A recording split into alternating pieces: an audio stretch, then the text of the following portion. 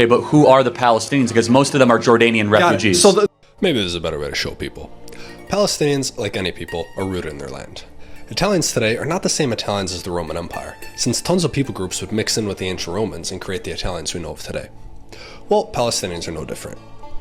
Despite widespread belief that they're just Arabs from Arabia, a 2013 study showed that the truest Arabs, the Bedouins and Saudis, have 50 to 60% Arab North African admixture. However, Levantine Arabs, like Palestinians, only have 20 to 30%, with the rest being European, some African, and most notably 50% Southwest Asian Caucasian DNA, i.e. the original inhabitants of this land before the Arabs came. Who are they? Well, the first humans to leave Africa would eventually become sedentary and form the Natufian culture, the ancestors of the Canaanites and eventually the first Jews.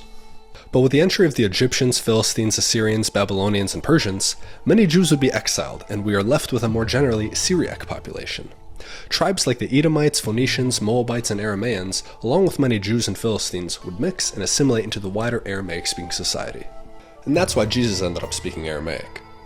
Then, 1,000 years of Greco-Roman rule would leave an even smaller Jewish population, an urbanized Greco-Roman population, a high plurality of Syriac Aramaic speakers, and a small minority of Ghassanid and Nabatean Arabs in the south.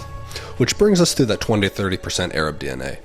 The Arabs would invade, and for over 1,000 years, slowly bring their language, religion, and genes to the region. Despite a couple crusaders, they would convert and intermix with the original inhabitants. By the Ottoman era, we have the Arabs of the Levant, a mixed population with Arab, European, African, and most definitely indigenous DNA. Kinda like how Mexicans today are a mixture of indigenous, colonizer, and immigrant blood. Anyway, it's these people that soon become the Palestinians we know of today. In part 2, we'll cover the origins of the Palestinian national identity, from the Ottoman era until today. Thanks for watching.